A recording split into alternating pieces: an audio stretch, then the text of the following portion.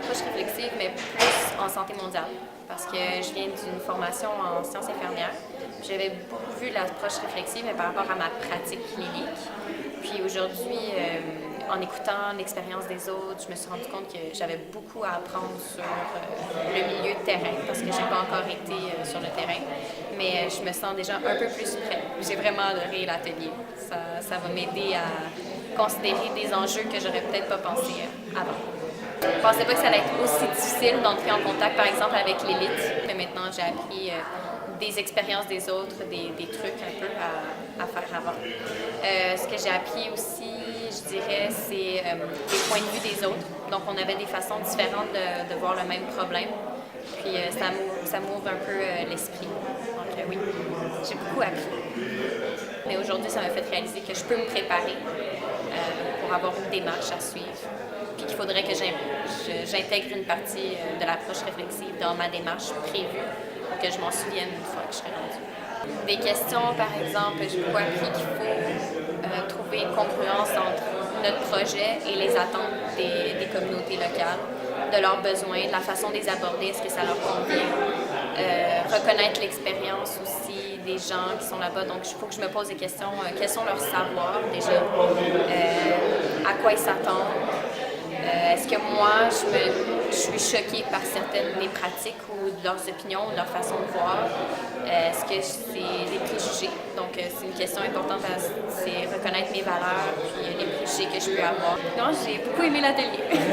C'est le dernier atelier où on parlait de l'implication du chercheur et à quel moment on séparait l'empathie de la distance par rapport aux participants de nos enquêtes dans des contextes d'extrême pauvreté. Et je pense qu'une personne a soulevé le fait que travailler en équipe et vraiment pouvoir parler ensemble entre plusieurs chercheurs, c'était vraiment aidant. Ça pouvait vraiment nous délester d'un poids quand on était confronté à des situations difficiles. Et après, deuxième grand apprentissage, c'est que avant je pensais que je savais pas et qu'un jour je saurais. Mais en fait, je vois que tout le monde est entre les deux, quoi. Tout le monde sait quelque chose et puis sait pas d'autre chose et puis que je sais pas rien, mais je saurai jamais tout. Je trouve ça beau.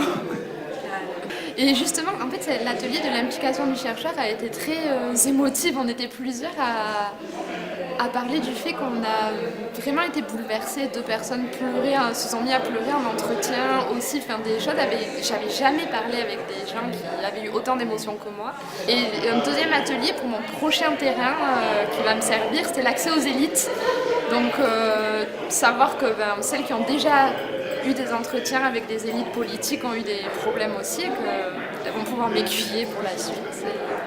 J'ai trouvé ça super, on a eu assez de temps pour discuter à chaque table et puis en fait il y avait beaucoup de respect entre les gens, beaucoup d'écoute, tout le monde s'est beaucoup écouté, personne ne s'est coupé la parole ou même dans les instants d'émotion, donc c'était très très bien, j'ai adoré. Moi je sais que quand je fais des entretiens ou quand je réfléchis à comment je vais faire, j'ai un biais de désirabilité sociale. Et on dit souvent que c'est les enquêtés qui ont ça, mais moi je trouve qu'en tant qu'enquêteur et puis personnellement, j'ai aussi envie qu'on m'aime quand je fais des entretiens et ça nuit à la réflexivité. Faire ressortir l'importance qu'il faut dans tout processus de recherche, pouvoir être attentif à comment est-ce que notre attitude ou notre positionnement peut par exemple influencer les résultats qu'on collecte et aussi dans un contexte de pauvreté par exemple, comment est-ce qu'on peut adapter notre attitude et notre façon d'être.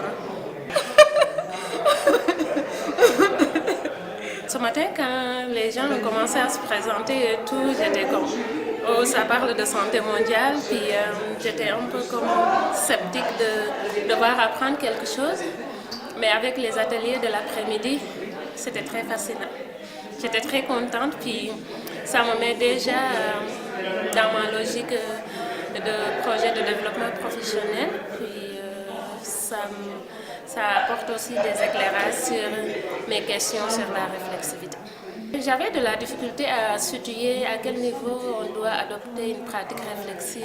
Par exemple, dans ma tête, c'était vraiment dans les interventions de terrain. moi, je m'intéresse un peu à la politique de participation des patients ici.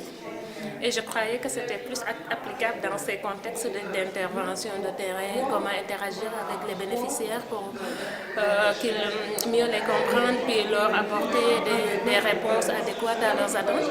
Mais finalement, j'ai compris qu'aussi on peut l'appliquer dans le contexte de la recherche. Et le dernier atelier auquel j'ai participé, c'est par rapport même au recrutement des partenaires, des décideurs politiques et les interactions qu'on doit avoir avec les décideurs politiques. Et j'étais comme séduite parce que j'ai beaucoup appris dans les échanges.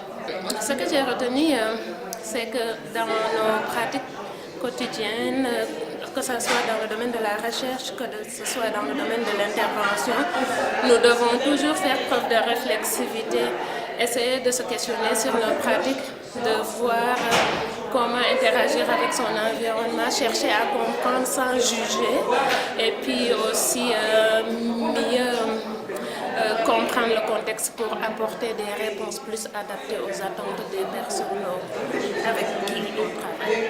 Ce n'est pas une expérience commune au contexte québécois, c'est dans un contexte africain.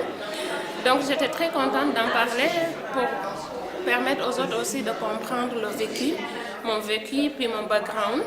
Mais l'autre chose qui m'a fascinée, c'est que vous êtes une équipe qui travaille dans un contexte de santé mondiale, donc vous êtes appelé à intervenir dans des pays en développement comme l'Afrique. Et le fait que j'ai partagé mon expérience, à mon humble avis, j'espère pouvoir aider mes collègues à s'en servir quand ils seront sur le terrain. Je suis juste contente puis j'espère que la collaboration va continuer. Je suis à Québec, mais j'aimerais bien rester dans cette équipe si dynamique et mieux apprendre sur les questions de réflexivité. Je vais garder d'abord une certaine ouverture d'esprit. Ne pas supposer que tout ce qui est acquis. Donc quand on va sur le terrain, il y a des réalités auxquelles on doit s'adapter. On doit savoir interagir avec nos partenaires sur le terrain, savoir aussi comment ils perçoivent notre action et comment nous nous percevons également, et avoir une certaine dynamique dans la compréhension des choses. Ne pas toujours penser que nous avons un discours bien pensant, avoir la chance d'écouter les autres, avoir leur interaction aussi, voir comment eux ils réagissent par rapport à nous. Savoir jouer avec les jeux de pouvoir aussi, avoir les sociogrammes, savoir comment interagir avec les élites sur place, comment on se crée des alliés, comment on mobilise les personnes pour pouvoir adhérer à nos projets, à nos perspectives. Oui, surtout que moi j'ai une particularité, c'est que ça fait 7 ans que je travaille dans un système, je viens de l'Afrique, ça fait 7 ans que je travaille dans un système ici, et que ma vision à moi au départ était un peu plus biaisée parce que certaines choses que je croyais comme acquises, je me rends compte dans les discussions avec d'autres personnes, les expériences de terrain, les retours, me permettent d'avoir une vision plus globale, avoir une compréhension plus générale des enjeux, des thématiques sur le terrain.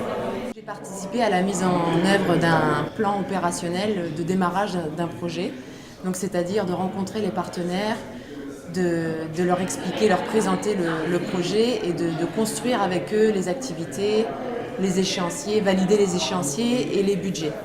Et je peux dire que parfois ça a été confrontant dans le sens où déjà je suis une jeune femme peut-être, des fois ça peut être un facteur limitant et facilitant, ça dépend des contextes.